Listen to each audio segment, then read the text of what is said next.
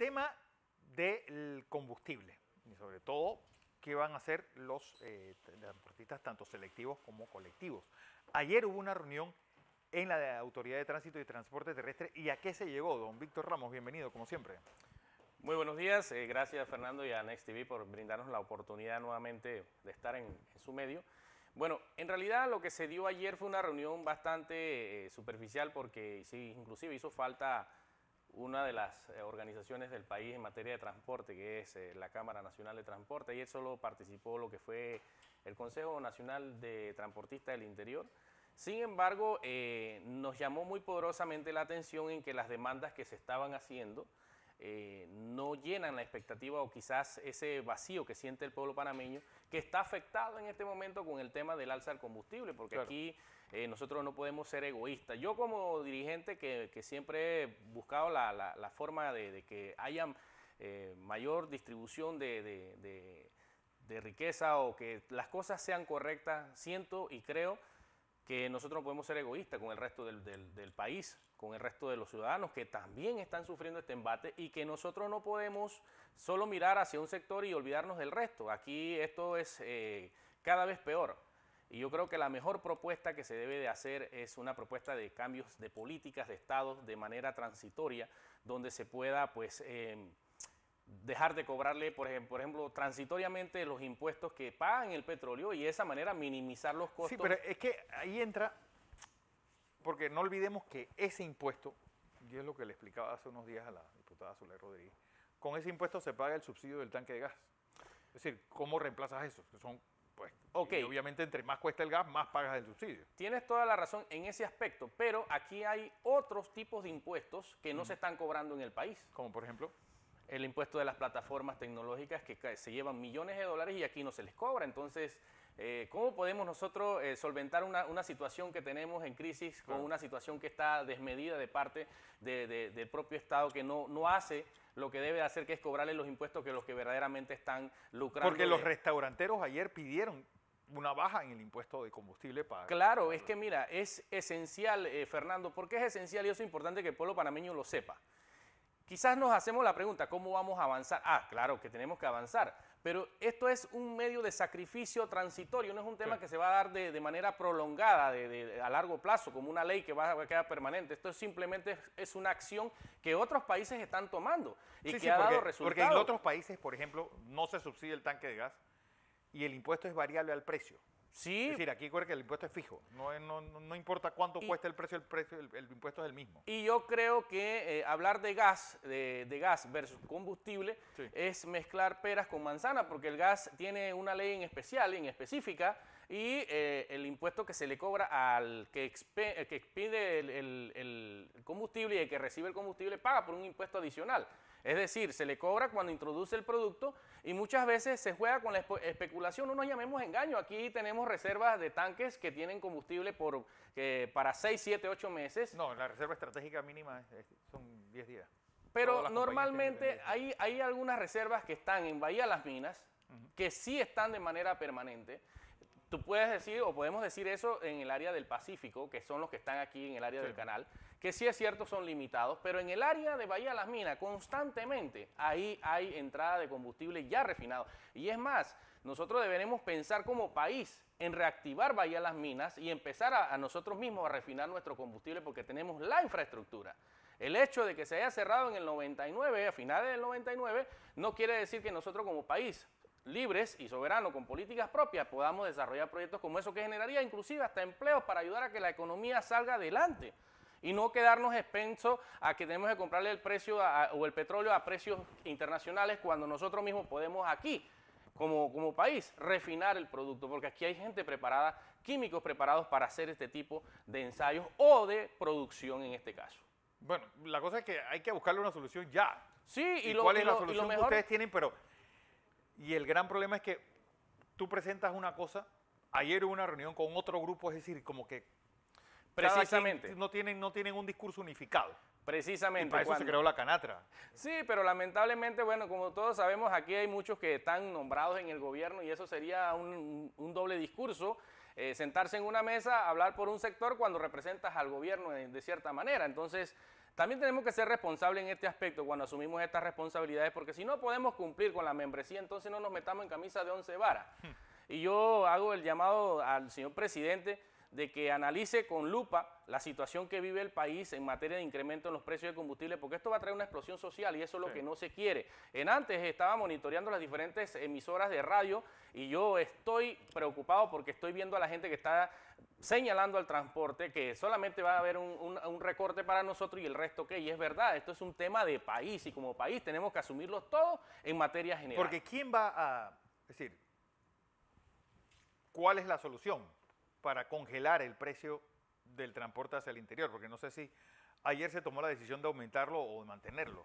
No quedó claro qué fue la decisión final. Es que mira, aumentarle el costo de pasaje al usuario es de manera ingrata, no se puede. En este momento no se puede y yo honestamente le digo al resto de los transportistas, la ley nuestra establece internamente revisión de tarifas, pero el Estado no ha cumplido, Fernando, por más de 15, 20 años no ha cumplido en esto y nosotros tenemos tarifas arcaicas. ¿Y cómo se hacen esas tarifas o se revisan esas tarifas? Mediante la propia ley que genera incentivos en la compra de piezas, en la compra de combustible, en la compra de inclusive de los propios vehículos, que en la misma aduana no nos da a nosotros ¿cómo se llama? La devolución de los impuestos, porque hay una ley que lo exige al 100%. Pero por ejemplo la movilidad, porque si uno va, las grandes capitales del mundo ahora están pues introduciendo que todos los taxis sean eléctricos. Mira, nosotros estamos trabajando en eso, estamos trabajando en eso, Fernando, y para que el país lo sepa, nosotros como país, inclusive en la propia ley nos han puesto a nosotros de modelo delante de todo el resto de los panameños. Pero ¿cómo hacerlo? ¿Cómo hacerlo? Pues con una flota que no se sabe ni cuántos son, porque ¿cuántos cupos hay de taxi? Mira, en Panamá actualmente ha bajado la membresía producto de la crisis, porque muchos han dejado de operar, pero activos en Panamá siempre ha habido alrededor de 37, 38 mil vehículos taxi en Panamá en la ciudad capital, sin contar el resto del país, que por ejemplo Coclé tiene 600, 700 cupos, Santiago tiene 400 y pico, y así nos vamos a diferentes provincias. Pero el hecho es que el problema grande que radica es en la ciudad capital y aquí es donde nosotros vamos a implementar el modelo de cambio de vehículos de combustibles fósiles a vehículos eléctricos. Y eso creo que sería una alternativa, pero eso no se puede hacer de la noche a la mañana. Esto requiere de un trabajo amplio, hay que hablar con diferentes sectores, hay que hablar con las diferentes empresas, hay que hablar con los conductores, hay que hablar con el sistema financiero para que también dé acceso al financiamiento de ese vehículo, hay que hablar con el que fabrica. O sea, es un tema que no se puede, como decimos en buen panameño, soplar vidrio para hacer botellas. Pero hay algo que también impresiona, y es que la mayor parte de las asociaciones de transportistas fueron dueños de bombas de gasolina y las perdieron todas. Bueno, producto de que cuando se generaba ese tipo de emprendimiento, no estaba debidamente preparada esa dirigencia en su momento y pensaban en solamente en ver cuántos certificados de operaciones llegaban a su membresía para empezar a distribuir. No, y las bombas, es decir, tenían bombas de Por gasolina eso le propias, digo, es decir, ahí hay un margen que podían haberse reducido en crisis como esta. Hubieron dirigentes corruptos que se dedicaron a solo sustraer dinero y no a reinvertir. Y yo no quiero revivir el pasado, todo el mundo conoce quiénes fueron esos dirigentes. Y no, pero es que muchos están ahí todavía. Siguen allí, pero no han dado una solución ni en 20, ni en 5, ni en 10 años. Entonces, a los que verdaderamente tenemos visión y queremos salir adelante, no nos permite muchas veces estar, inclusive en estas reuniones que son de gran importancia para desarrollar temas importantes, para movilizar lo que no está moviéndose y hacer cambios de infraestructura en materia de modernización en muchos aspectos. Aquí solamente quieren ver, no, yo quiero controlar. Ven acá, esto no puede ser así. Este es un país donde nosotros como panameños tenemos que ver las cosas desde el punto X al punto final. O sea, no podemos estar solamente pensando de manera egoísta. Y yo creo que de esa manera es que el mismo transporte se ha ido cerrando las puertas. ¿Por qué? Porque los transportistas tenemos que cambiar de manera de pensar, no pensar de manera egoísta, tenemos que pensar de manera empresarial y de manera de avance, no estar siempre pendiente o metido en la misma, como decimos en buen panameño, en la misma charca, no salimos de allí. Entonces tenemos que también darle oportunidad a las personas que han tenido la capacidad de estudiar economía, de estudiar planificación económica, planificación urbana. Aquí hay grandes... Porque, por ejemplo, esos 37.000 taxis que hay en la ciudad capital, pues están agremiados en una sola organización o hay 37.000 organizaciones. Están distribuidas en diferentes organizaciones, sin embargo, pues existe ese malestar de que las organizaciones han cambiado desde ser como eran antes, sindicatos o cooperativas, a empresas SA. Entonces este capital se ha movido a otra área y resulta ser que están haciendo un negocio con una concesión que el Estado en principio daba. Pero igual lo daban los otros, es decir, a quien le dio la concesión originalmente fue para hacer negocio. Sí, para hacer un negocio, pero está bien, pero el detalle es que ese certificado de operación te lo explotan por 3 años, te entregan el vehículo y posteriormente vuelve y se lo dan a otro y así sucesivamente. O sea, no existe esa empatía con ese conductor. Es más, mira, los subsidios que se han venido dando, que fueron $3 millones, que para mí eso fue una burla para todo el país, porque sacamos cuenta entre salía todos, como 80 dólares cada uno. No, entonces, menos, cada Fernando, uno, salíamos a 33, 34 dólares los 2 meses. Bueno, que la cifra de 3 millones la pusieron los transportistas, no fue que la puso el gobierno. La propuso el gobierno y los transportistas pensaron que era gran cosa y dijeron, ok, está bien. Las pérdidas que tenemos nosotros en materia de operaciones diariamente supera los 5 millones de dólares, Fernando. Wow. Diariamente.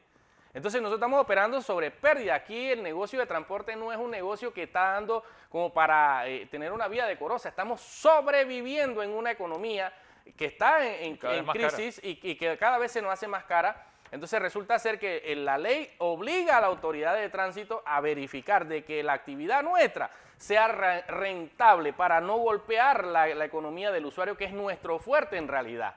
Pero el detalle es que se sientan en mesas a negociar, a pedir qué hay, qué existe, qué podemos recoger. Eso no es así, ya yo estoy cansado de este mismo modo operandi. Esto no puede ser. Pero lo peor de todo es que, porque los transportistas en los 90 creo que era la bancada más importante después de la del PRD. Un poder político. Fueron poder político, fueron poder económico, porque hay que decirlo, en muchos lugares eran casi los caciques, los dueños del transporte. ¿Y en qué ha quedado todo eso?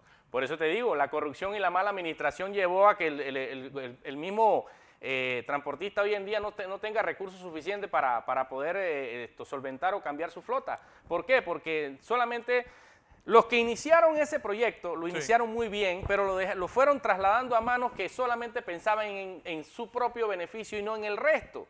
Por ejemplo, aquí hubo grandes proyectos de financiamiento. Es más, mira, pongamos un modelo como Argentina. Argentina tiene, inclusive en su área de transporte, tiene sus propios bancos, es decir, ellos no utilizan banca privada, ellos tienen su propio sistema financiero para financiar, para negociar con el gobierno, inclusive le prestan al gobierno, como tú lo dices. Hoy en día solamente nosotros representamos el 3% del Producto Interno Bruto en este país porque tenemos deuda por más de $1.000 millones y le pagamos a las aseguradoras alrededor de $700 millones al año en aseguramiento. Entonces, todo esto... Bueno, todo ese músculo, ¿dónde está? En su derecho como pagadores, como compradores y usuarios de servicios. Ok, ese músculo está dividido, esa es la realidad.